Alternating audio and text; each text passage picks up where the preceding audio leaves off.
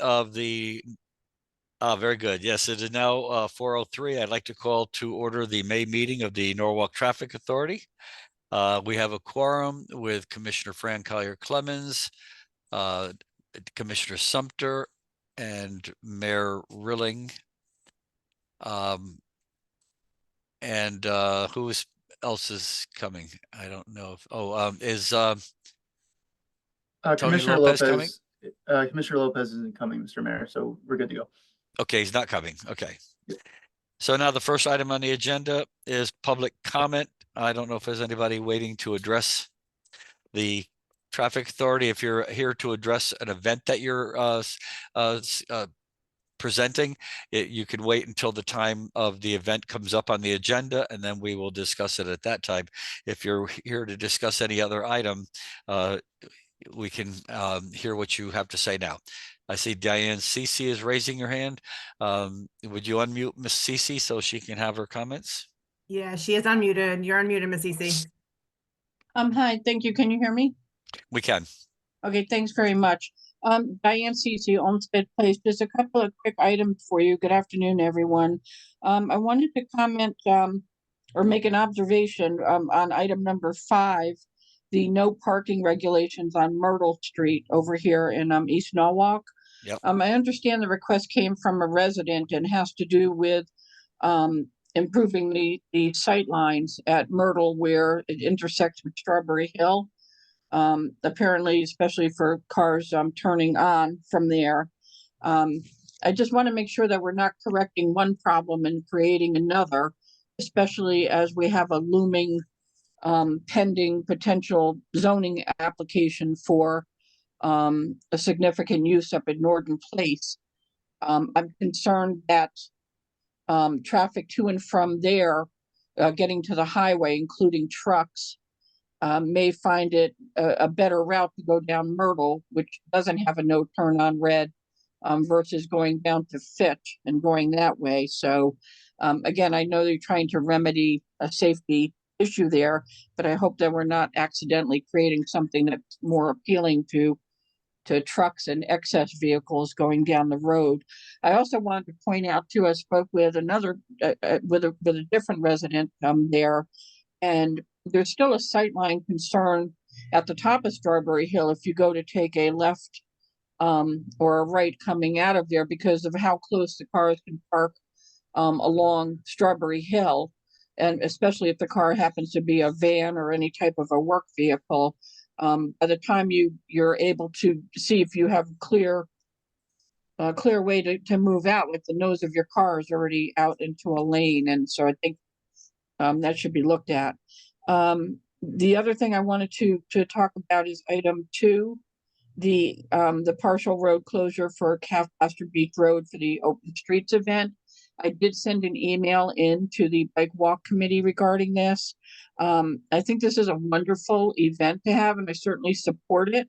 I was sorry that it got postponed earlier this year due to weather concerns, but I have a lot of concerns about holding this event on a Saturday in June, especially the first Saturday following the Memorial Day weekend. So we're into the traditional summer weekends, and I would expect that there would be a high amount of traffic on the road going to and from the beach. And that generally includes a lot of out-of-towners as well. They may or may not be familiar with the road. But also the more cars that we have on the road, it also means that people are walking and pedaling and with strollers and things on a Saturday when there could be a ton of traffic that's either moving very slowly due to just the 2 lanes or maybe not moving at all as people try to figure out, getting into the beach and reading signs about parking and things like that. And that's also going to cause excessive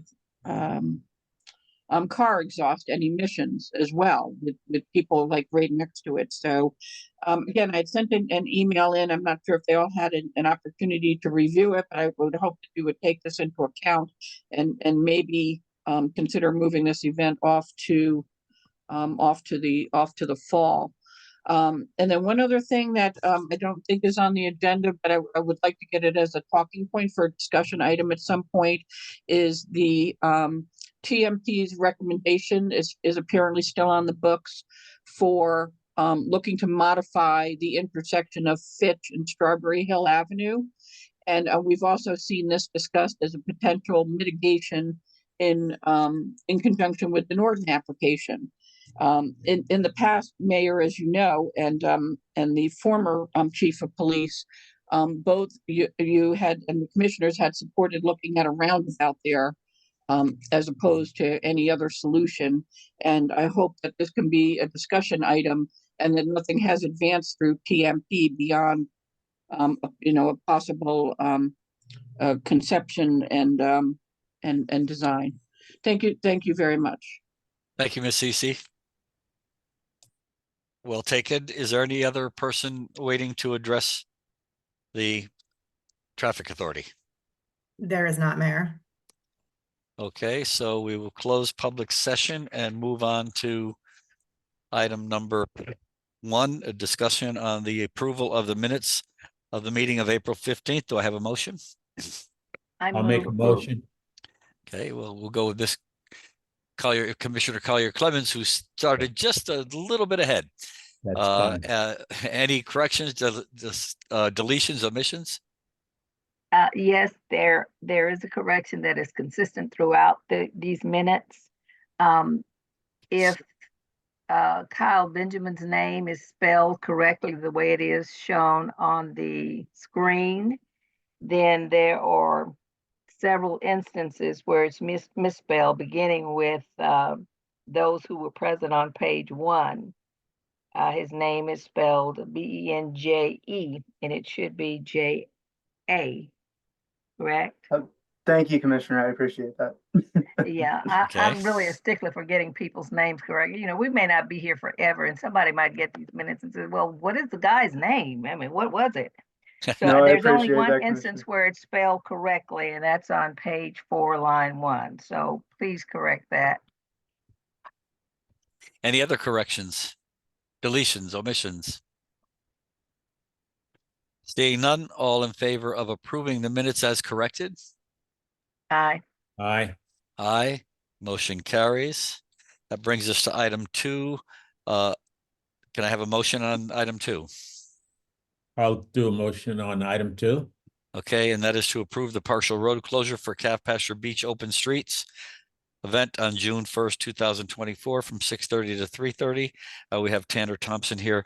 Can you explain to me which part of the beach will be closed to traffic? Is it just the one lane going out of the beach on the east side? Is that it?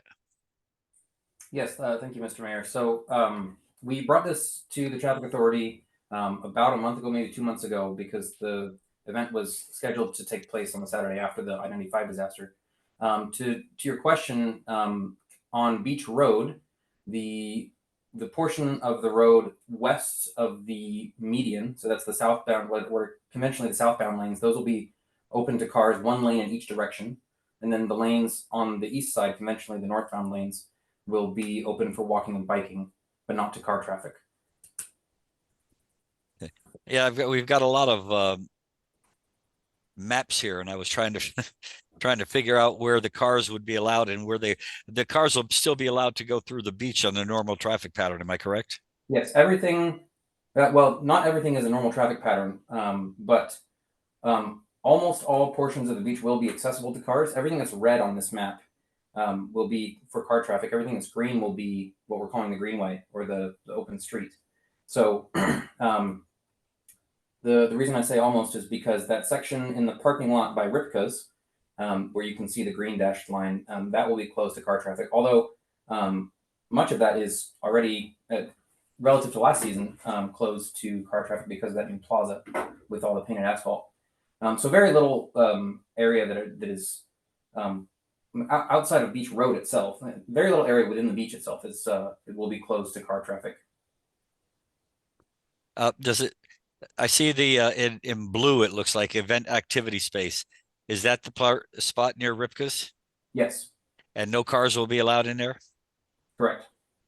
We'll have Um, tables set up there, different community organizations, et cetera.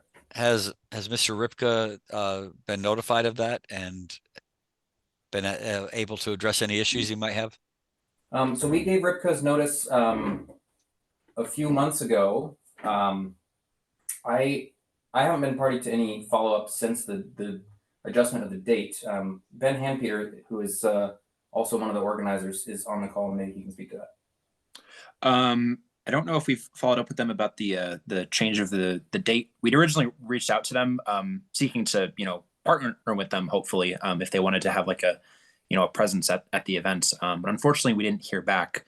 The location where all the tables are going to be is actually a little bit well on this map to the left of Ripka's. We're not going to be setting up right in front of their building. We're going to be in front of some of the other park buildings at the beach. Oh yeah. Sorry, I'm seeing now that I misspoke. Ripka's is not. Ripka's is farther to the right. Ripka's is where that orange pin is, and as you can see, there's still car access up to the front of Ripka's or the back of Ripka's, as the case may be. The blue pin is where the activity center will be. That's closer to the bathrooms and the little promenade there.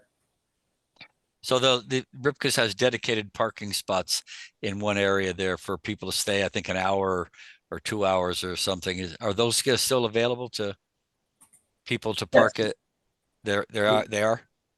Unless they're located, I'm not familiar with these spots exactly, but unless they're located quite far from Ripka's itself, which I don't imagine is the case. Right where Ripka's orange spot is? Yeah, Mr. Mayor, those spots are still, I'm sorry, Tanner, those spots are, well, yeah, they're not being affected by this point. Okay, that's the question I had. Commissioners? How long is this event? What is the time of opening and Sure. closing? So what we're advertising to the public is 9 to 1. The approval that we're seeking today from the traffic authority is for a closure from 6:30 a.m.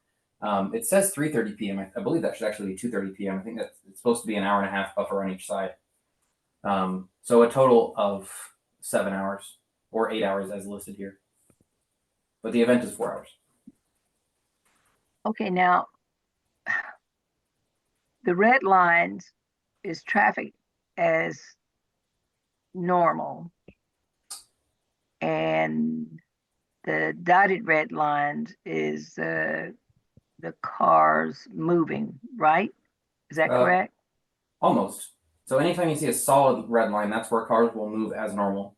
Anytime you see a dashed red line, that's where car traffic will behave differently than normal. Okay, so how will they behave differently with the dotted lines? Yeah, great question. So on Beach Road, we're going to put all the car traffic on one side of the median. On a normal day, the southbound traffic is on one side and northbound traffic is on the other side. During the event, we're going to put all the traffic on one side. We'll put cones down the middle, where usually there's a dashed white line. That'll effectively be the median. We'll have cones there instead, and so we'll have one lane of traffic southbound, one lane northbound, essentially turning the 4-lane road into a 2-lane street. That will continue into the beach. If you go, I guess I don't have a little pointer, but if you follow Beach Road into the beach itself, around that corner, to right, a little farther, down to that junction, it's the same. Instead of having, right there, it's on a normal day, it's technically 1 lane, but it's like 22 feet wide. And so we will put cones down the middle. This is exactly the same as it was last year, by the way. We haven't made any changes to the traffic pattern. Okay.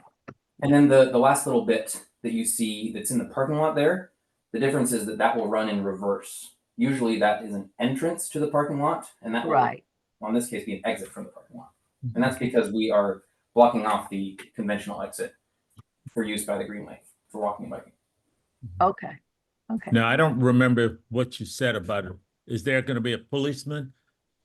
Yes. Anywhere? Actually, technically, that is the difference between when we came last time and this time. Last time we proposed 3 police officers. NPD got back to us and actually asked that we do 5 officers and a supervisor. So we will have plenty of police. Our plan was to put 1 officer each at the places with the little Yellow mark? the yellow marks, exactly, the exclamation points. With the additional officers, I imagine that we will put 1 there at the exit that's running in reverse, because that's probably the most liable to be confusing. Yeah, I think we'll have plenty of officers, more than we suggested.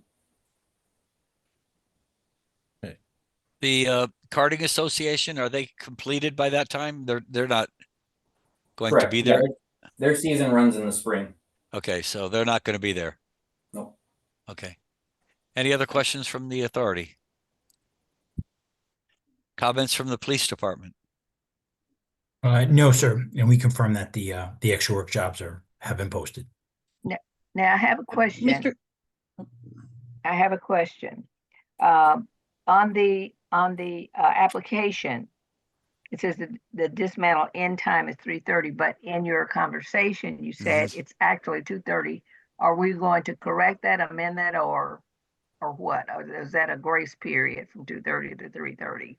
Yeah, I did notice that myself. Yeah, Tanner, that application that you put in does say 3:30. Then, To then I could dismantle. be wrong. Pardon I would me? ask Dan on this one, actually. I could just personally be wrong. I think 2:30 is probably closer to the reality. I mean, at 1, we're gonna start teardown, and teardown does go pretty quick. It's basically just picking up all the cones and putting them, back at the pickup locations. And I would not expect that to take more than an hour and a half. I think last year we actually did it quicker than that, like in about an hour. Yeah, the public event ends at 1, and we're going to tear down as fast as we can and then get it back to normal. Mr. Mayor, can you break your normal rules for just a moment so I can modify my comments here to clarify something? Oh, that's a little No, out of the I know you out of the don't. ordinary, but we will defer. Go ahead. I appreciate that, because I just want to make sure I'm clear now too, that based on the answer to one of the commissioner's questions. I believe the plan then still is when you modify the two southbound lanes to be cut down the middle, it does mean that to get into the beach in the morning on Saturday, there will only be one lane of traffic from whatever time the beach opens at 8 o'clock or whatever, right through to the afternoon. There'll only be one lane for all of that traffic coming to the beach. And if that's not the case, I will modify my comments, but that's my understanding, and that was my concern about the access for the public into the beach, having just one line. Mr. Thompson, I believe that's correct. There was a one lane of traffic coming into the beach that morning. Yes, that is correct. And from our perspective, I think that we don't expect that to be an issue. I think we expect the one lane to carry all of the traffic fine. If it doesn't, that's valuable feedback that we can take to next year, and we'll know not to have a design like this for a time like this in the year. Ms. Cece, it sounds like your concerns were about the timing in the year relative to the original date. We would have liked to do it on the original date too. Obviously, bigger things got in the way, and we didn't think it was feasible to kick it all the way to the fall. All the organizers of this event are doing it on top of full-time jobs, and trying to juggle all the different stakeholders is already, handling this this postponement was already a ton of work. So I'm not sure that the event would be as tenable if we had to postpone all the way to the fall. I have a question, Chief Walsh. Last year we had this. Did we have any issues with the traffic that was insurmountable? No, ma'am. Okay, thank you.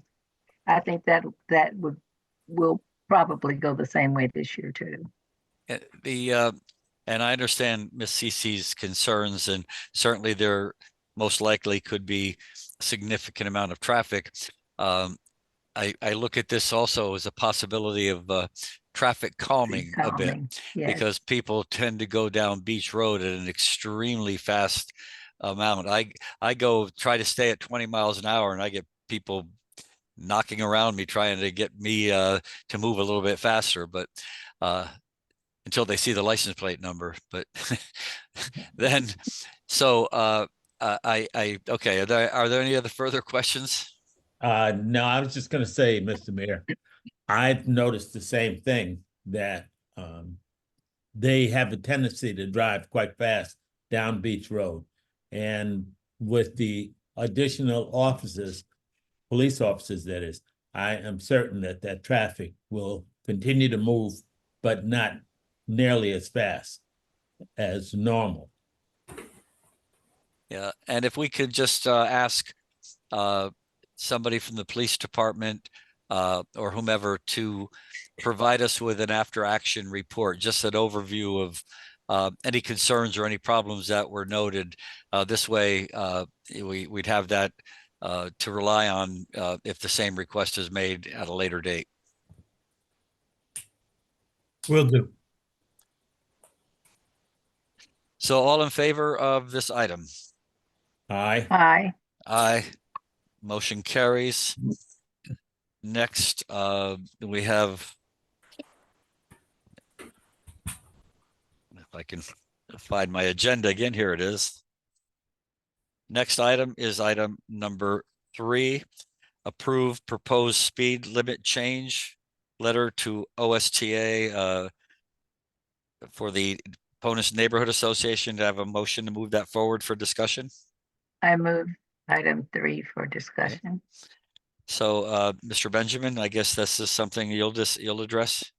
Yes, so if the commission remembers, a few months ago, we had asked for changes to speed limit requests in a couple different neighborhoods. We've done one in East Norwalk, one in West Norwalk, and then another in the Dry Hill Road area of Norwalk. This is along the same lines. This is between Ponus Avenue and New Canaan. We specifically got a couple customer service requests on Lloyd Road, Ells Street, and Cornwall Road about speeding in these areas. We took a look. There is some minor speeding issues between 25 and 30 miles per hour. However, the roads, the way they're designed, they are warranted for 25 miles per hour.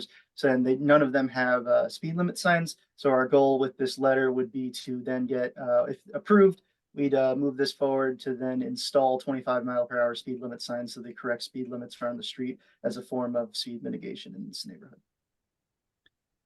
Okay, They're all 30 miles per hour. I apologize. and I know that's an area where young people frequently walk to school. So, Correct. any questions or comments from the commission? Yeah, I I have have none. questions. Police department? No, I think it's a good idea. Any traffic calming based on the volume of motor vehicle complaints we do get in the city, mayor, would assist in enforcement. Okay, all in favor of item number 3? Aye. Aye, motion carries. Item number 4, approve the proposed no parking regulations on Ivy Place. Can I have a motion for moving that for discussion? I move item 4 for discussion. Okay, Mr. Benjamin, I guess that's you as well again. Oh, no, Actually, Mr. Benjamin Young will Jung. be- Good afternoon, commissioners. So Ivy Place is a street it's adjacent to West Cedar. If you could, just rotate the map there, that'd be perfect. So we're proposing to create a no parking anytime restriction at the corner of Ivy Place and West Cedar Street.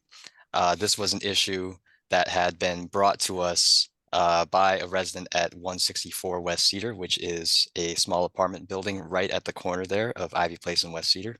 Mhm. So the resident was mentioning to us that coming out of the driveway there are some cars parked along the side of the road, and it creates some issues with potential head-on collisions because Ivy Place, particularly at that section, is very narrow. TMP, we investigated. The road there is about 22 feet wide. So given that our typical travel lane width is 10 to 12 feet, we thought it was prudent, being close to an intersection, that we eliminate parking on both sides of Ivy Place just for that 75 to 85 foot section just immediately north of West Cedar Street.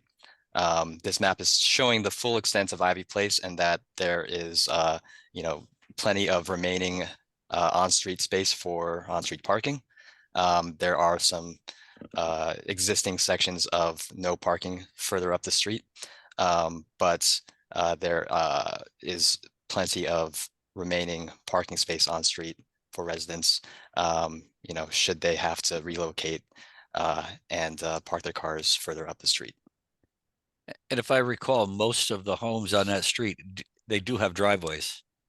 That is true as well. Now, the red line around that island for that cul-de-sac, has there been evidence that people are parking there? Is that why we're making it no parking? So there is actually already no parking anytime restriction in the island there. Okay. So this is just showing that the existing restriction is remaining in place. And we'll be maintaining that and possibly reinforcing that restriction with maybe 1 or 2 additional signs. Okay, now the 25-foot no parking restriction, as Ivy Place enters Taylor, is that already in effect? So the citywide ordinance is in effect there for those particular corners. So the citywide ordinance being no parking anytime 25 feet from an intersection. So Okay, we will be reinforcing that ordinance with no parking anytime signs as well.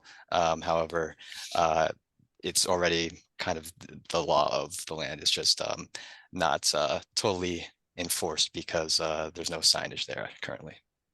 okay. All right, thank you. Any further questions? I have none. My only other question is on Ivy Place. I know you said there's plenty of room. Several streets in that particular area. One that comes to mind is Nash Place, I believe. They're relatively narrow, and I think it would be advisable if somebody could go out there and take a look, because I see sometimes people parking on both sides of the street, and I know that a fire apparatus or an ambulance probably could not get through there. So maybe we can have somebody check that area for other potential problems that might arise because of where people are parking. Yeah, we can certainly add Nash Place at North Taylor to our list of locations to investigate. Comments from the police department? No, sir. Okay, all in favor of item 4? Aye, Aye. Motion carries. That brings us to item 5. Could I have a motion to move that? Motion to move item 5. Okay, that's approved. Approve the proposed no parking regulations on Myrtle Street. Now this comes back to Mr. Benjamin. Yes, so on Myrtle Street at Strawberry Hill Avenue, we had a few customer service tickets about issues with parking there in front of 44 Strawberry Hill Avenue, or 44 Myrtle Street, I apologize, causing vehicles to move into the center of the road, which is causing the possibility of collisions as you head down Myrtle Street, due to there being a large hill in the area of 42 to the midpoint of 44's yard. There's a large hill here where when you turn off of Strawberry Hill Avenue, you can't really see any vehicles on Myrtle Street. So when you move over because of any parked cars here, there is a possibility of running in head-on collisions there. I looked at the crash data. There was a collision a few years ago that did result in a possible injury, which was a head-on collision. So based on that recommendation, based on that collision and what we're seeing there, it does make sense to eliminate some parking, which would be in this area roughly here, which includes the already existing 25 feet from the corner, and then about another 60 feet along the frontage of 44 to their second driveway here where this red truck is, which should help mitigate that issue, as once you're parked further up here, vehicles can see each other going down that hill. Mr. Young and I both went out in separate cars with cameras to film this issue happening, and we saw that, you know, there is a brief second where vehicles can disappear, which is causing this issue. To Miss Cece's point about trucks turning down Myrtle Street, we can definitely take a look at that. There's already speed humps along Myrtle Street, so I believe those would disincentivize through traffic, especially trucks on that street. We again will take a larger look, especially as part of the Fitch Street at Strawberry Hill concepts that we're doing at that intersection to the south there, as that would be, if trucks are going, that is considered a viable route in the future. But we do need to take a further look at that. But this plan right now should help mitigate crashes and we don't believe it will incentivize trucks to go down that street. So, any further questions? Any questions from the traffic authority commissioners? I don't have, any questions. And again, I think they're at the end of Myrtle Street by Strawberry Hill Avenue. There's a hill there. Am I correct? It goes up. Yes, Mr. Mayor. Yeah, Yes. because it is very dangerous to pull out of there. Yeah. So we will take a look at that. The parking that is on Strawberry Hill Avenue, I believe, actually does create more of a safe zone, enable for cars to pull up and take a look down the sight line either side. But we can definitely take a further look at that if we need to restrict parking further up and down the street in the future, for sure. Yeah, please do it. I know that, and I know the police department knows this also. Strawberry Hill Avenue, people exceed the speed quite regularly there. I think the speed limit might be in certain areas, especially near the schools, like 20, 25 miles an hour. So we also need to do something in that regard. We will definitely take a look at that, Mr. Mayor. I'm putting it in my notes right now. Any further questions from the commission, the authority? I have no questions. Okay. All in I favor? have no question. All in favor? Aye. Aye. Motion carries. Item number 6, can I have a motion for discussion? I'll move that we have motion for discussion on item number 6. Okay, and that's to approve the proposed no parking regulations on Monterey Place. And Nathan Facannell, I'm sorry if I pronounced your name wrong. That's okay. Van You got Connell? it, Mr. Mayor. Thank you. You got Van it. Cannell. Okay. Good afternoon, commissioners. This item was brought to our attention via the customer service ticket. So similar to the item number 4, Ivy Place, this intersection of Monterey Place at Grove Street is only 26 feet across. It's too narrow for cars to be parked on both sides of the street. And we would only be requesting essentially lengthening the 25-foot corner ordinance to approximately 60 feet here. And if Kyle could scroll to the next page, this is a street view and it kind of paints a picture of how narrow this street is here, where that van is parked. So it's really not even possible to park there anyway. And we just wanna sign it. Questions from the authority? Now, this second picture is on Monterey Place, headed toward Grove. Is that correct? Yes.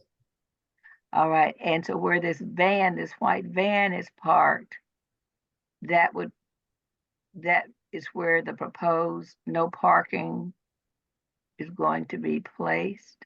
That's correct. Okay, From there to And the corner. yeah, okay, I can see.